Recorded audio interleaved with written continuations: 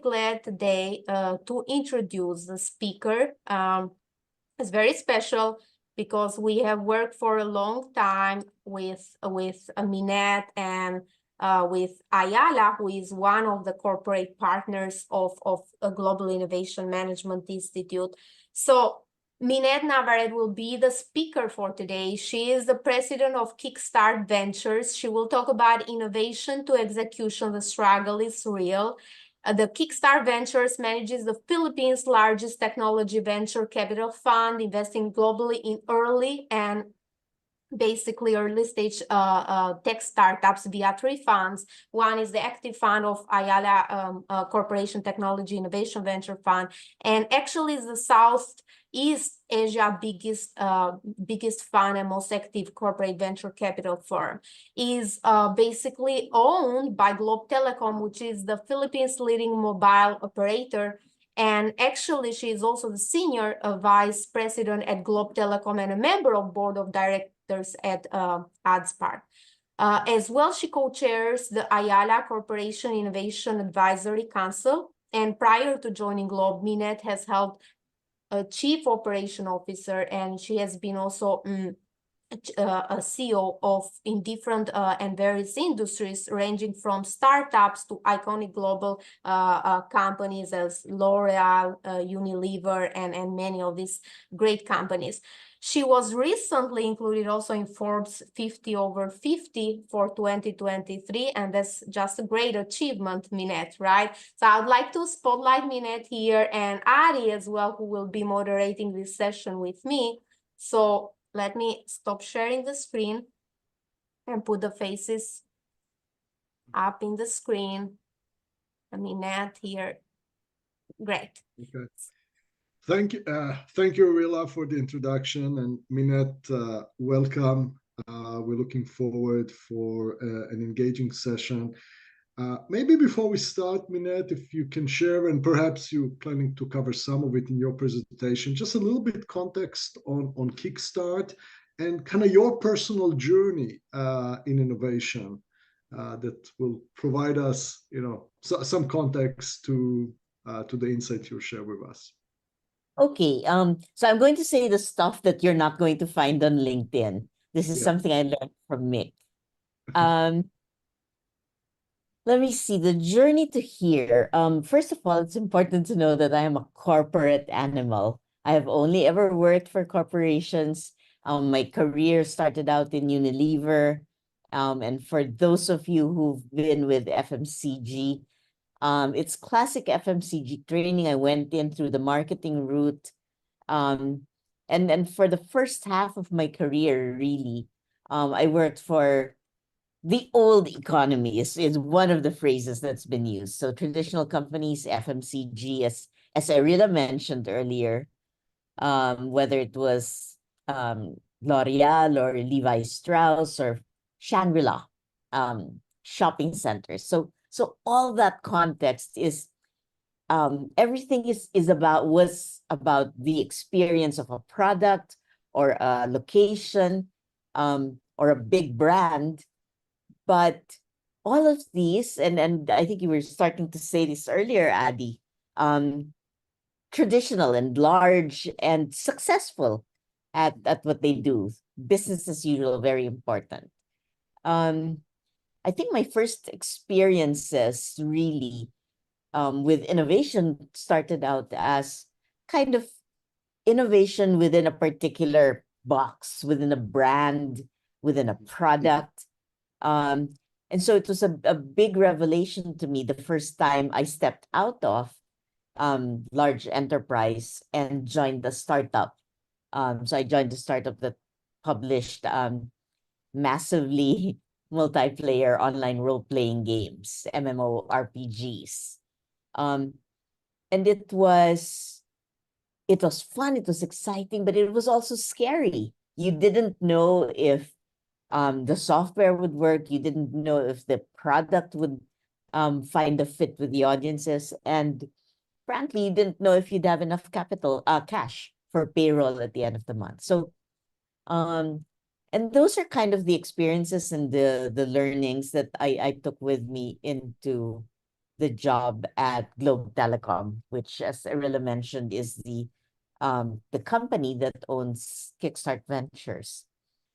For those of you who've ever tried to do innovation and especially venture capital, you probably have the experience of being told that large enterprises and especially telecoms are not particularly fast on their feet. They're not flexible because the networks, the cables, the wires, the cell sites are all massive physical infrastructure. And so, as Adi says, that's kind of the context in which somebody might try to introduce innovation. So I thought that might be an interesting thing to share with you folks, to talk a little bit about what it's like outside of the nice, there's always a lot of good, inspiring stuff that you can talk about. But what is it really like to try to make a large, established, reasonably successful company disrupt the way it does its work? How do you introduce risk and uncertainty into a company? And then that's kind of what I thought might be an interesting thing to talk about today. Thank you, Minette. I think it was a great setup. Certainly created a lot of anticipation, at least from my end. So let's turn it over to you to share your thoughts, and then we'll cycle back with the group. I'm sure there'll be questions and comments, and we'll engage in a short Q&A. So turn it over to you. Well, thank you. And hello and good morning, good afternoon, good evening to everyone. I can see there are 68 folks on the call. So what I'll do, I thought, is maybe share a brief PowerPoint deck just to sort of give some slide support. And folks should feel free to share questions or offer feedback or comments later. So let me start with this. Cool. Can you folks see my? Yes. Cool, thanks. So as Arilla's intro said earlier, this is to talk about the struggle and how real it can be. And I think a number of you are coming from either you're from inside a large corporation where you are trying to introduce change, some innovations, just new thoughts, new ways of working, or you might be a startup or a tech company that's trying to partner with traditional companies. And I thought what might be interesting is to talk about Kickstart Ventures and what's gone on behind the scenes and maybe before the scenes, and then share some lessons. So this is not going to be a particularly data-heavy presentation. It's a particularly experience-heavy presentation, and I hope that works for you folks. So you'll see to the left this photo of a tram. And this is actually the first business for the Ayala Corporation. Ayala Corporation is the first business house in the Philippines. This year, we celebrated 190 years of Ayala. And this photo that we dug up from the archives, this is really a photo from the 1800s. In 1878, Spain, which was the colonizer for the Philippines, their Department of Public Works for the Philippines initiated the process of securing a builder and operator for what would become the colony's electrified rail system. And eventually they approved the proposal by a Spanish-German businessman, Jacobo Zobel de Zagranis, a Spanish engineer, Luciano Bremon, and a Spanish banker, Adolfo Bayo, who together founded the Compañía de los Tranvías de Filipinas in 1882. And that was a change from coming from horse-drawn transport, talking about the desire for speed, for distance, but also talking about the imagination that the Zobels, the family that has founded Ayala Corporation had. So the aspirations for a faster, better, more comfortable life. I'll start from today, and then we will work our way back to the past. So Kickstart Ventures today, we play a role as an innovation pathfinder and enabler for the Globe Telecom Group, as well as for Ayala Corporation. And I see Vince in the audience. So hi, Vince, and thanks for joining. Great to see you. It's nice to see you. So Kickstart has as a thesis the necessity, the imperative for innovation. And there are different ways that companies innovate. As you know, our thesis for why venture capital is that venture capital enables us to make early investments in companies where there is not a lot of certainty, so very high risk, very little experience. We make the venture capital investments, we provide support for the companies that we invest in. We try and work to help develop the Philippine innovation ecosystem. Philippines, like most of Southeast Asia, not really seen as kind of the hotbed of innovation. So frequently, people, when you imagine innovation, you're thinking Silicon Valley or Israel or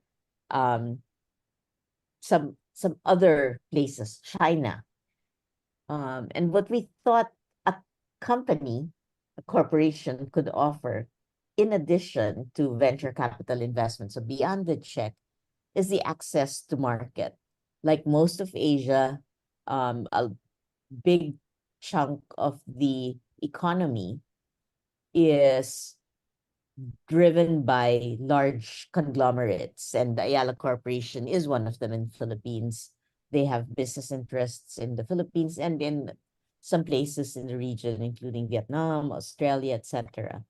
And so access to those companies would offer commercial value for potential partnerships, as well as, frankly, mentorship.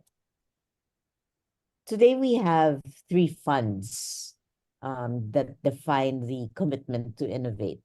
So we've had the first 2 funds from Globe Telecom, and you'll see on the slide 2012, 2015, all the way to 2020, where in the middle of the first year of the pandemic, we launched the first conglomerate-wide venture capital fund in the Philippines, so the Active Fund, which Arilla mentioned earlier. And the idea underneath that was having built experience and a degree of expertise doing venture capital investments for Globe Telecom, to then expand and amplify the reach across the Ayala Group. So you see that our LPs, our limited partners, include not just Ayala Corporation, the parent company, but also some of the affiliates underneath that. So Globe Telecom, Bank of the Philippine Islands, AC Energy, AC Industrials. We invest globally. We look for a wide range of things. The commitment to innovate requires that we explore, we experiment. And for our particular purposes, I guess, with the breadth of the limited partners, we've come to express our investment focus as 4 theses. So 4 visions of a future positively transformed by technology. So these are kind of 4 aspects of the future where we believe we can make positive impact through venture capital. The first, the future of data, which we express as the frictionless future. So using data to make transactions efficient, less error prone, more informative, less disinformation. We also talk about the future of work, where technology makes human capital more, not less valuable, shifting from automation that replaces human capital to augmentation. When you think about data, you think about machine learning, you think about ways in which we can make human work less dehumanizing, less dirty, less dangerous, more engaging, and try and upskill the level of productivity and intelligence of the workers that deliver the work. The future of the spaces we occupy, which we call smarter living. And there's also my personal favorite, the future of resource availability and distribution, where new technologies reframe the scarcity of key resources, clean air, potable water, safe, sustainable energy. So we talk about a world of plenty. And our thesis for that is that the scarcities we experience now are not supply issues, they are distribution issues. And technology is supposed to be good for solving distribution problems. So these theses about the future we're building are what guide and inspire us in our work. Quick slide to talk about what we've actually done. So it's a portfolio with 65 investments, 135 founders, 9 countries. We've had 5 exits. We've got a couple of unicorns, Dialpad, and out of the US, and Zendit out of Indonesia. A good range of areas, including enterprise SaaS, which is where we started out from, but branching out into media and content. Wattpad out of Canada, the reading and writing community was our first exit. It was when it was acquired by Naver of South Korea, but also really interesting companies on the sort of other side of the diagonal when you look at sustainability. Clarity, which does granular real-time regulation grade air quality readings, and Roslyn Technologies out of Edinburgh, which produces pluripotent stem cells to create cultivated meat from laboratories. So that's kind of where we are today. But I want to cast our eyes back to 10 years ago. And what I thought might be fun is to share how we started to talk about the innovation imperative at Globe Telecom.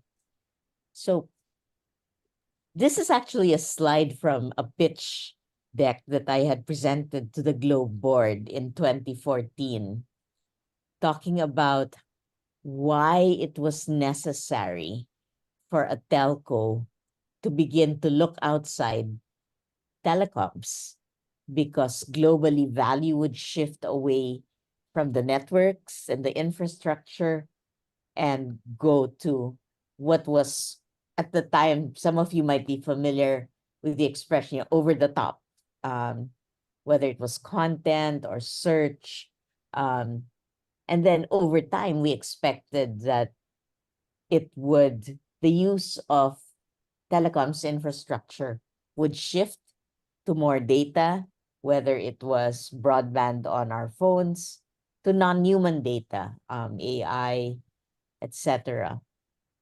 We also anticipated that as the industry matured, the market cap and the value of telecoms would over time diminish, while greater value would be ascribed to the companies that were over the top, whether it's the Facebooks or the Amazons or the Googles of this world. In many ways, and particularly for all of Ayala, telco is the canary in the coal mine. It suffers first, and we lose value very quickly if we don't change very quickly. So what we pitched to our board was an innovation thesis about where the sources of value growth were. We were quite candid about the lack of guarantees, the inability sometimes to dimension markets, but the necessity of building optionality, both in the core business and outside. And this little graph that you see on the lower right-hand side of your screen, that's actually from a 2007 presentation I made to the Globe board to talk about how we need to go beyond the core business if we want to enrich and enliven the core business. So that's kind of the history piece. 2014. 10 years later, it's 2024. And how have we executed? And we thought maybe what might be interesting is to share a few lessons from the struggle. And the first one, I guess, is a thought about the necessity of engaging for the long haul. I remember the first time I'd been hired by Globe, and I was supposed to do new business. And there was an assumption that I could magic in the first 3 years $1 billion of revenue.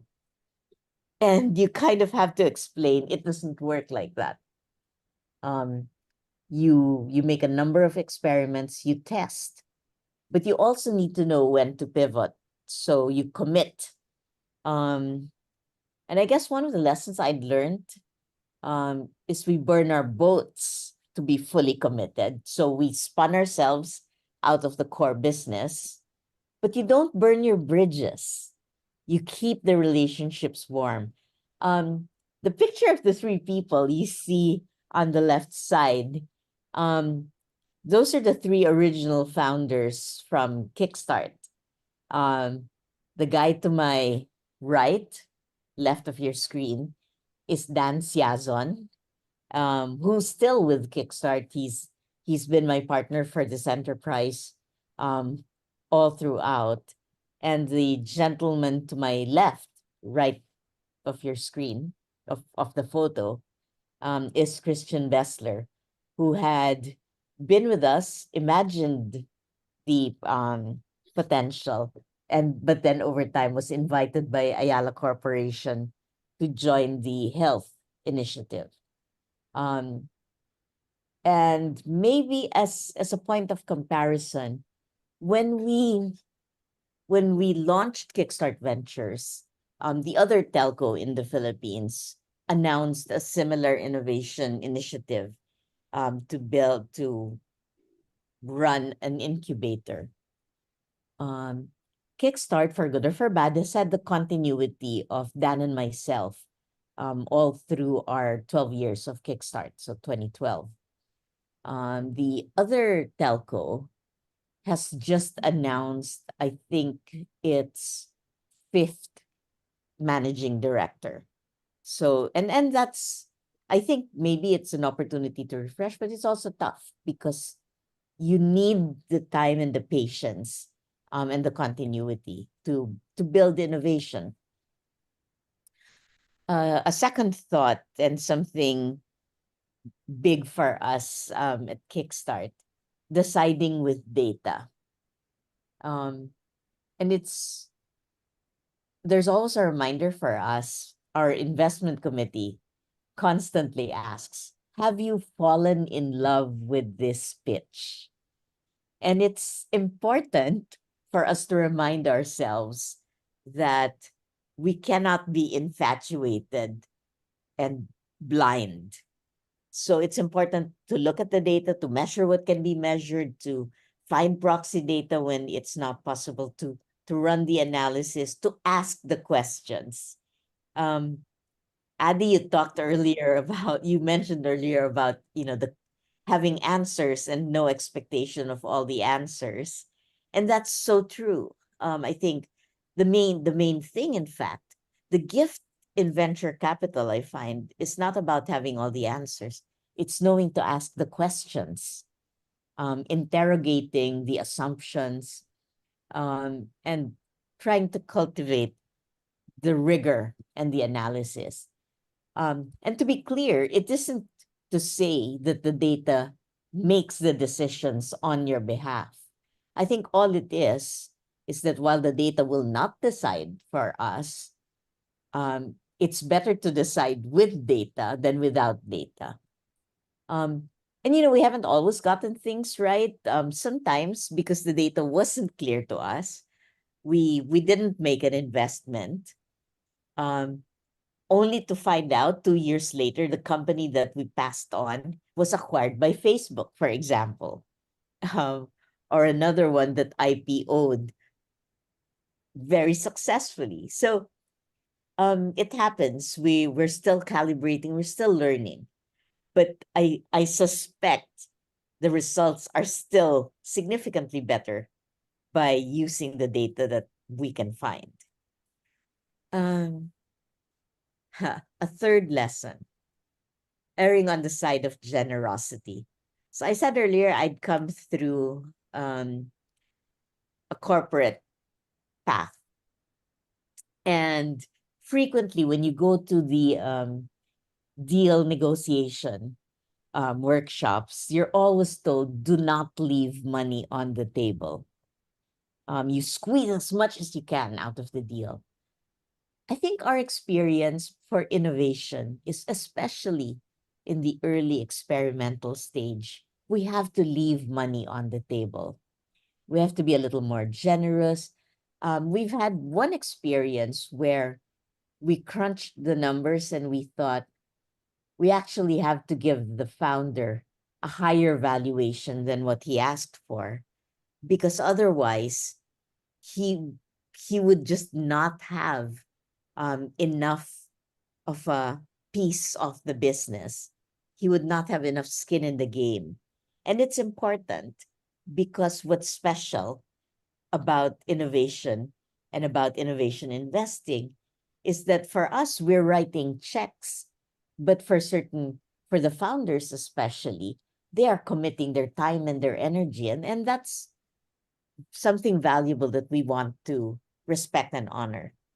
I think it's also important because it is such a high stress, high intensity job to make time to celebrate, to do good deeds. The folks you see on the picture, this is one of the Kickstart traditions.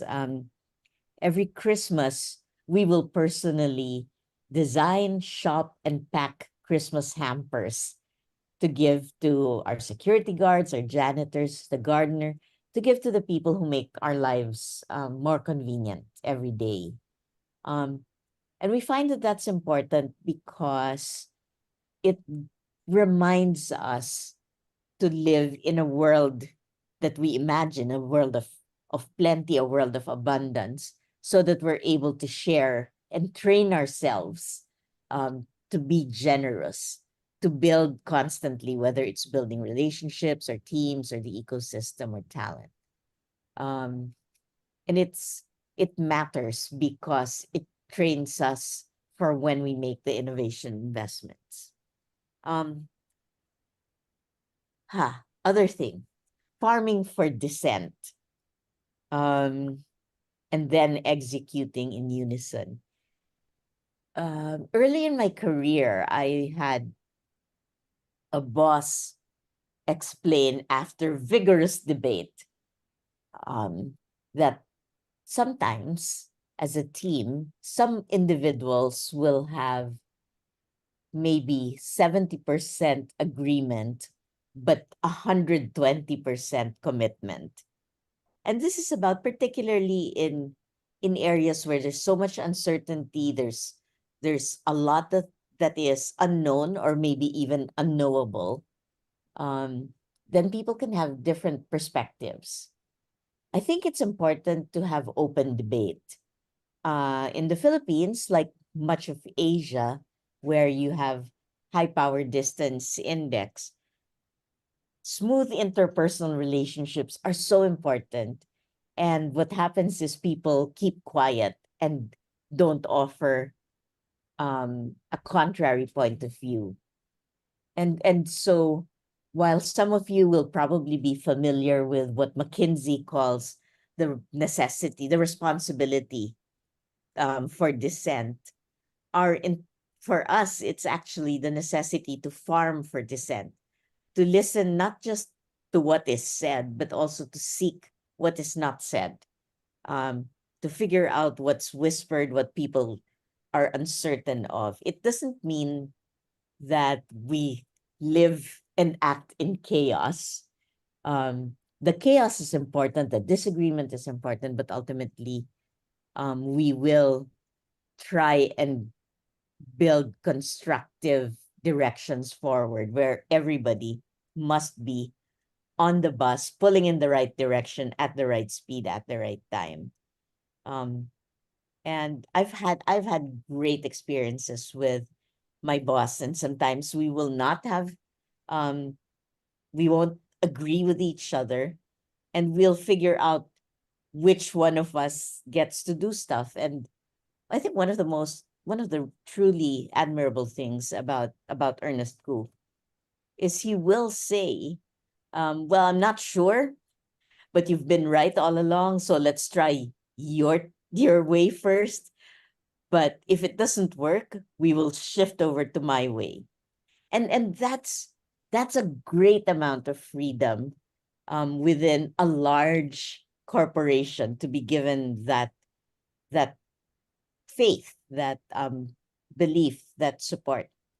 Last slide, I guess, and we were talking about this at Kickstart earlier. The critical asset is people, and people are the key investment decision.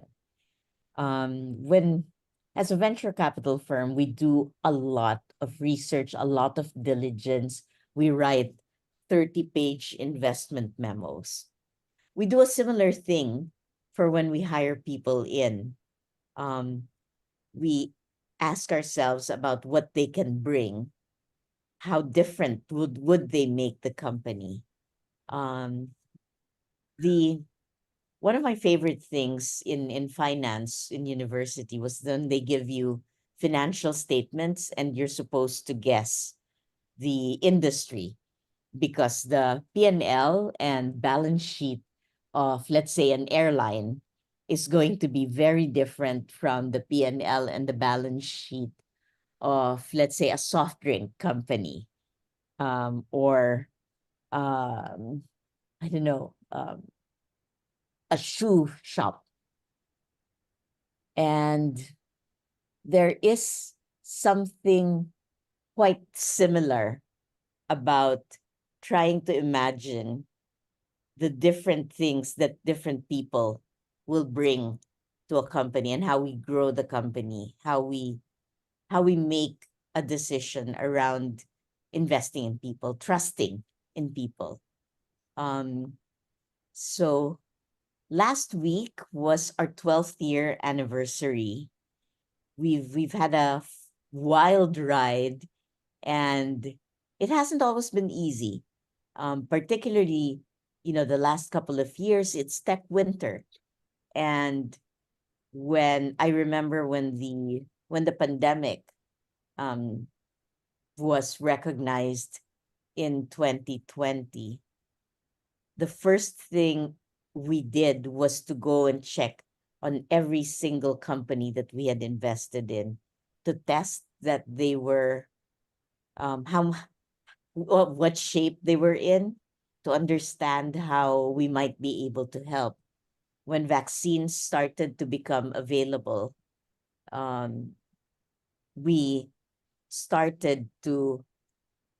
organized ourselves to vaccines available, not just to the company, not just to Kickstart, but also the companies we invested in.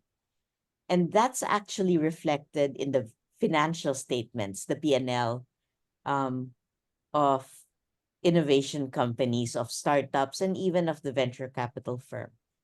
The biggest expense, the biggest investment for us is actually the people investment. There is no magic potion, there are no special machines, there's no special equipment. At the end of the day, the magic fairy dust is the people. And that, I think, is kind of what makes innovation successful, what makes it enjoyable. So that was what I came prepared to share. Thank you very Right. much. Very inspiring presentation. Thank you. Yeah, thank you, Minette. Certainly lots of questions and lots of insights.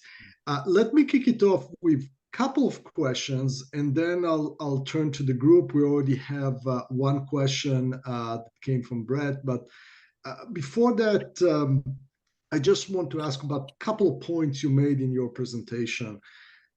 The first one that really struck a chord with me was you described the fact that Kickstart was sort of independent and kind of broke away a little bit from the corporation, but you talk about the importance of building bridges and maintaining those connections. Can you talk a little bit more about the bridges and what that looked like in terms of kind of still being connecting and engaging with the big machine? So, gosh, Adi, that is an important question, because actually, the fight for independence is probably the biggest fight I fight all the time. There's how do I explain this? We literally decided, and then this was with the Globe Board as well, that we would have we would be a different company, a different legal entity, but also we would have different governance, different processes, different structures, and different culture. And that's important because the artifacts of your culture as well as your environment remind us every day about the kind of work we do. So I think that one, you can imagine the separation. But in terms of bridges, I am still part of the Globe senior leadership team. So I still work collaboratively with my colleagues in Globe. And it's great because it means we have access to the folks in product, the folks in network. So sometimes, for example, and when we launched the Active Fund, it meant that we had access to Ayala Corporation. Ernest used to describe this as the access to diligence like no other, because we could ask actual potential customers to offer us a perspective about whether something was usable or not. We've had opportunities, for example, where we were doing diligence on a company that was producing a new type of computer chip, which is not in my wheelhouse. That's not my experience set, and not in anyone in the team.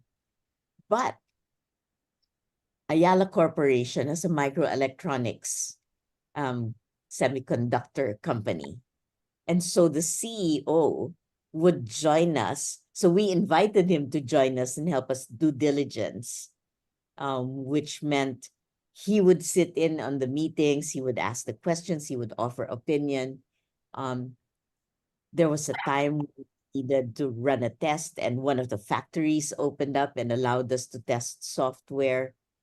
And we find that kind of access, where we don't live inside these companies, but they will open the door to us, They will answer our questions. I think that kind of balance is a gift. Great. And another short question, then I'll turn it to the group. What really struck a chord with me when you talked about the culture, and you mentioned a couple of elements that are somewhat counter to traditional large corporation, the right to dissent and leave money on the table. Can you talk just a little bit more about how can you affect the culture in an organization in a way that it will accommodate innovation? How did you, for example, enable to bring in the right to dissent and leave money on the table to the culture? I get structurally that would be because we were entirely separate as a legal entity.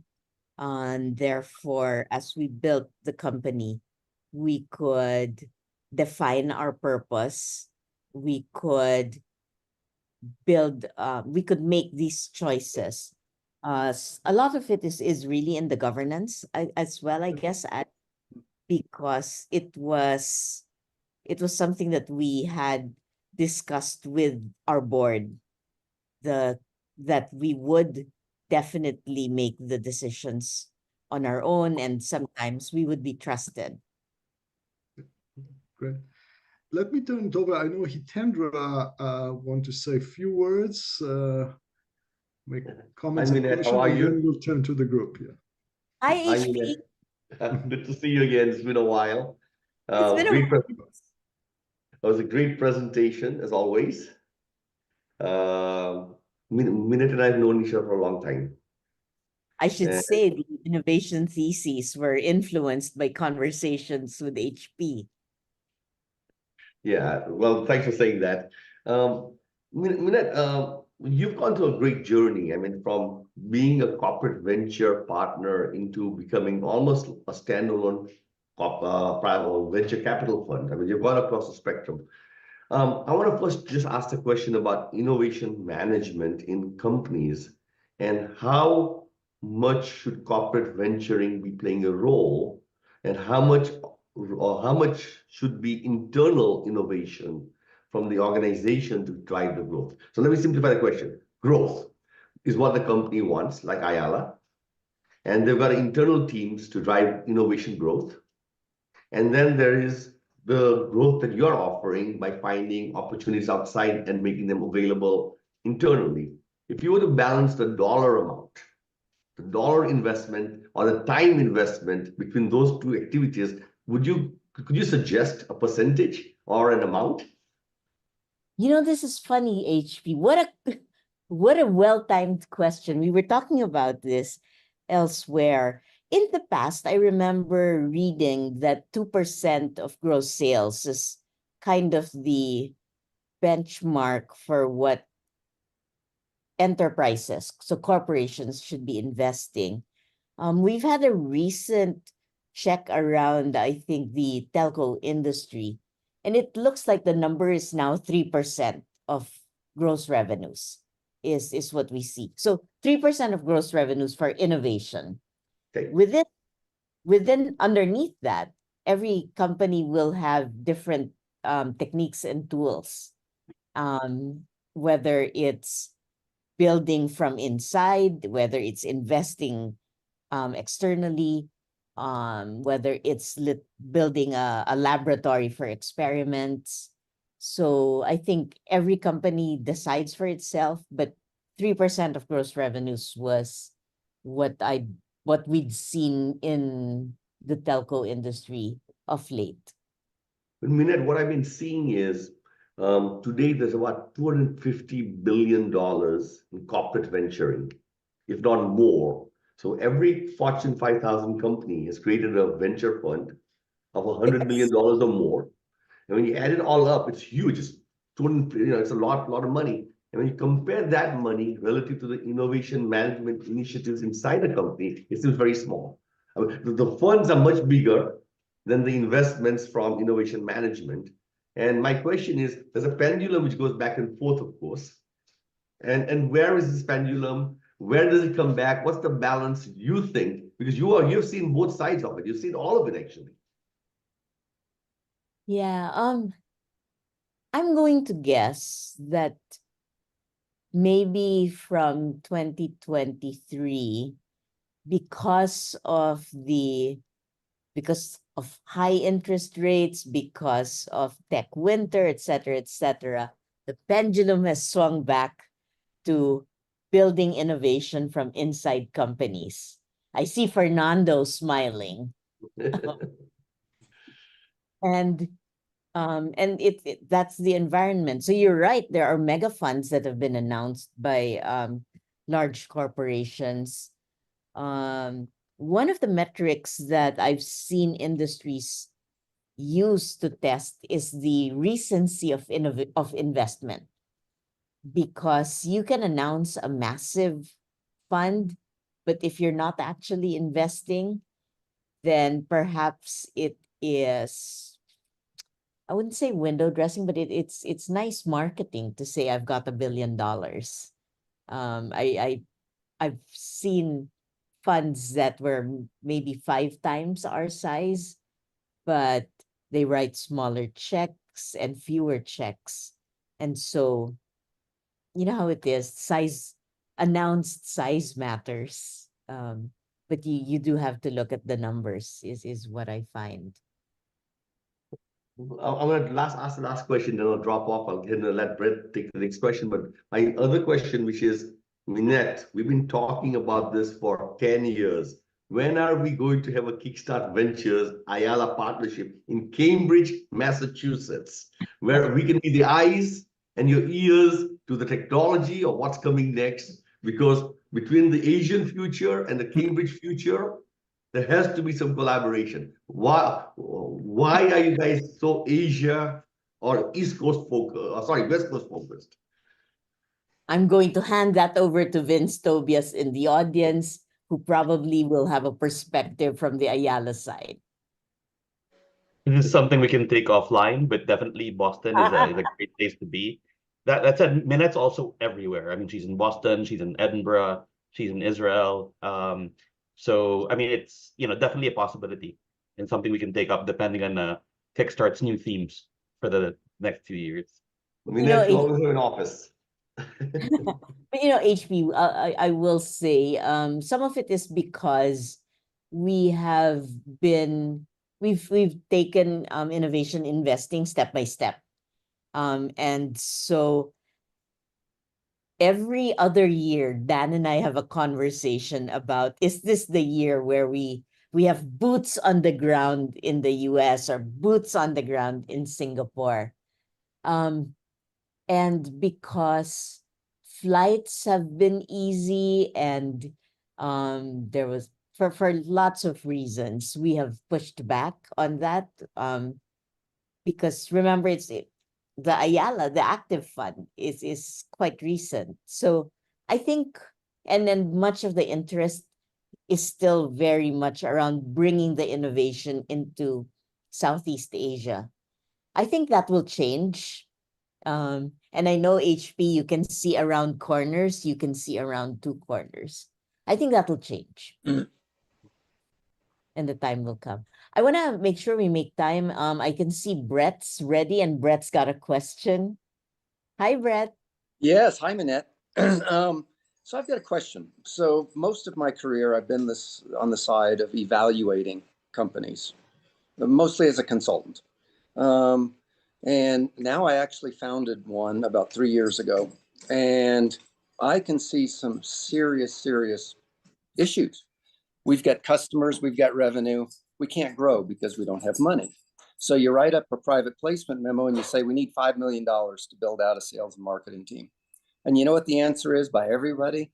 It's, well, call us back when you have 5 million in revenue. Well, if I had 5 million in revenue, I wouldn't need to raise $5 million, right?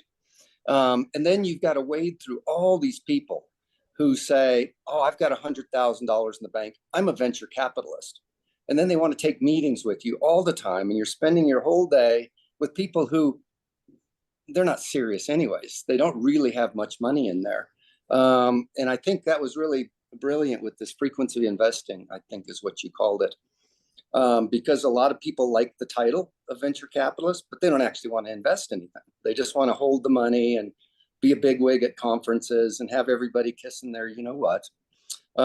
Any thoughts on, this kind of difficulty in getting past that first hurdle? Yeah, so first of all, Brett, I feel your pain. Usually I find when that's the answer you're getting, it probably means that at the stage where, you're pre $5 million in sales, I would be looking for angel investors rather than venture capitalists. Because the angels, and I've seen angels and super angels write a check more quickly. And maybe it's not a $5 million check, maybe it's a $1 million check. But what many angels bring is the advocacy, the willingness to be an evangelist for you, and the good networks and contacts that they bring. So usually when I see a problem like this, and because we've said, gosh, this is beautiful but too early. What we try to do at Kickstart is we then offer the introduction to angels. There are some angel networks everywhere. For the folks in Singapore, for the folks in the US, there's Silicon Valley Angels. I know there's Sydney Angels in Australia. I know there's XANet in Singapore. So there are angel networks where what the other thing they do, Brett, is they syndicate, so that precisely that other problem. You don't spend 100 hours in pitch meetings, because that means you're neglecting the business. Yeah. So I hope that helps. Cool, thanks. Well, yeah, maybe I'll focus a little more on angels, because what are you going to do? What you gonna do? Thank you. We have a couple more questions. I see, Ron, your hand's up. We had an earlier question from Najabat. So maybe we'll start with Najabat, and then Ron, we'll go to you. I don't know, Najabat, can you? I believe that Najabat is with the video off, so maybe we can read his question. Okay. So let me read it to you, Minette. So his question is it precise to consider that in the journey of executing innovation, prioritizing people centricity and empathy over technology and process is crucial, given that while processes and technology may evolve, the trust established with people endures? Also, I would like to know your perspective on AI as a replacement factor or facilitator factor, or mix of both. Wow, what great That's a long answer. question. Yeah. A long question. I think my answer to the first one is I agree, especially in the early uncertain parts. And this because the people won't change. Chances are the technology will change. The business model is almost certain to change. So at the time where the product meets the market, where the channels will change, all of that will change. People rarely do. And we've certainly had a number of situations where we have invested in companies where maybe we weren't so certain about the individuals in the company, but we thought, it was fabulous technology, we should make the investment. And it hasn't panned out because the individuals prove themselves untrustworthy. And when everything is so unfamiliar and unknowable, then it's critical that we can trust each other to have the best interests of the company in mind. So totally agree. People centricity, empathy, and trust, super important. Probably throughout for sanity as well. AI, I would imagine a mix of both. as somebody from the emerging markets where a lot of our economy depends so much on human capital, and where, I worry about the destabilizing impact on societies if we don't make more inclusive economies. So the hope we hold in our hearts is that we invest in a way that does not destroy human labor, that doesn't make human capital, that doesn't diminish the worth of human capital. But, Thank people you. have And I turn it to Ron. Ronald. Hello, Minette. How are you? So my question is, it comes really, I have not worked obviously as much with you as I've worked with other telecoms. But, in my ancient work with Nokia for about 5 years, and then with Verizon somewhat more recently, the major thing they brought to their venture groups was not money. It was rapid testing, piloting, labs, experimenting, speed to market, guarantee of uptake if nobody else took up the product or service. It was kind of the companion to money. And I'm curious, as you've seen Kickstart's efforts and everything else, how much does Ayala bring to the table in terms of those test labs and pilot sites and commitment to implement, et cetera? And is that growing or declining in importance relative to hard cash? Interesting that you bring this up, because I've frequently said there is always going to be somebody with a bigger checkbook. Cash is a commodity. So what Globe Telecom, what Ayala, what Singtel bring, what we have because of the association with Ayala, Singtel, Globe, is exactly as you say.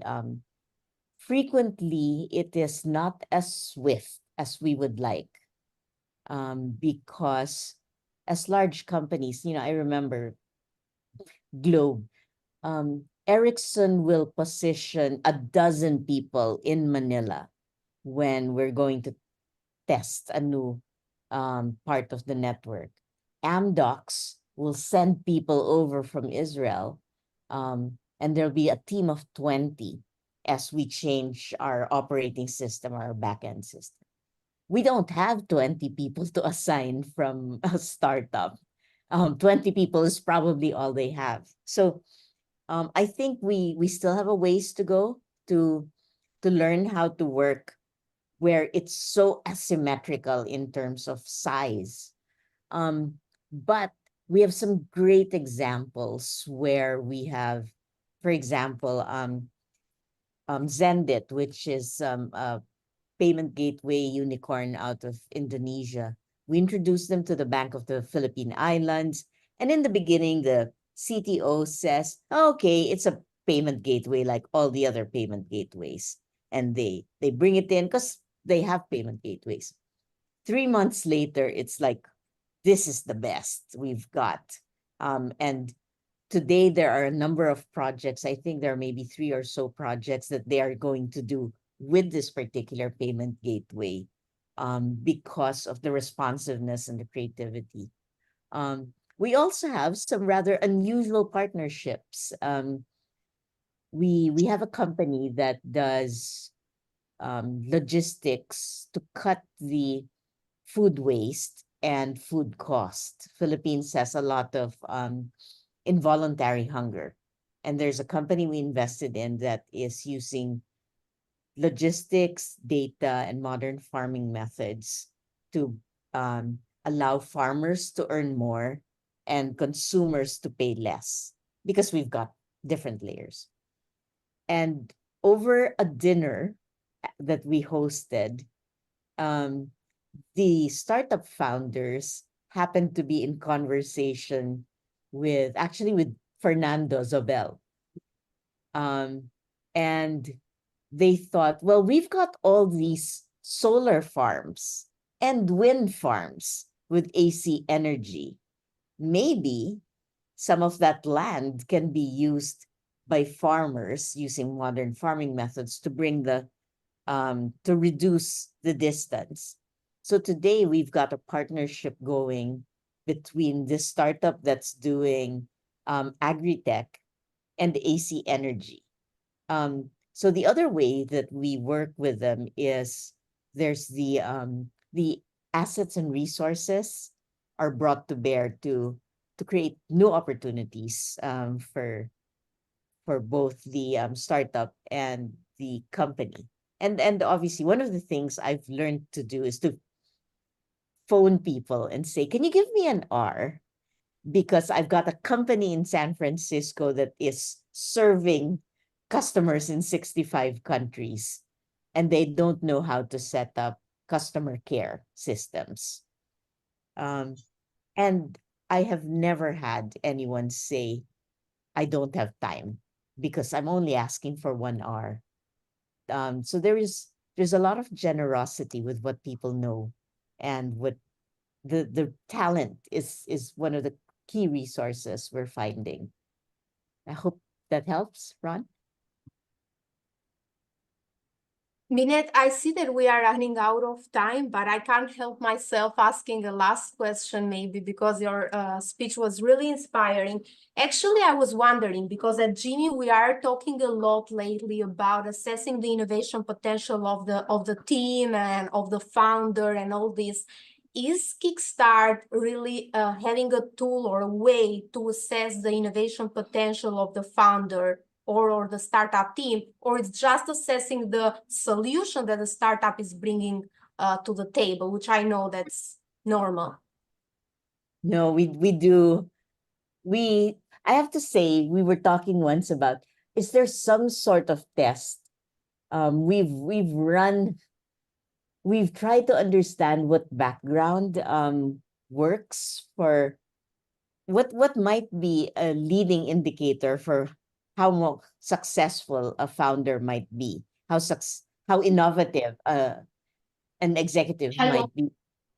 We've not found we've not found the tool, but one of the studies we did, we had an intern come through and he ran a correlation study, and exposure to the global world, to whether it means. So in the beginning, we talked about expats and repats. If you live in an environment where it isn't very much it isn't a typical innovation ecosystem. It's not like you're walking around Silicon Valley and you'll bump into investors and founders when you're in Stanford Shopping Center, right? So what happens is expats and repats, people who have dislocated themselves at one time or another in their lives. I think that kind of ability to deal with uncertainty and ambiguity is always important. So certainly to me, we do run reference checks on character. We will make the phone calls. And by and large, the ability to deal with uncertainty, to overcome issues, to stay and be present, is kind of the big initiative, the indicator. The other one, I guess, Arilla, is the ability to attract talent. Because at the end of the day, they cannot do it alone. And so the ability to find good talent, the humility to work with others who ought to be smarter and stronger. I think that makes a big difference. Thank you, Minette. No, yes, it answered to my question.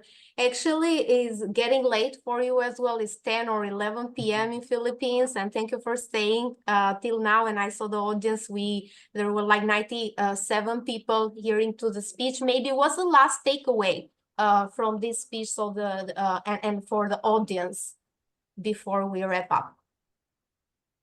Oh, I didn't think of that. I guess for me, just get started, just try. I think certainly for me, I would rather know than not know. I think we owe it to ourselves and to the organizations that we're part of, to make the effort, to try to take the risk. And at the end of the day, we will know more. We will have learned what works or what doesn't work. And I think that's worth our effort and our time. Amazing, Minette. Thank you very much. Thank you. Thank you. Thanks for having us. A pleasure.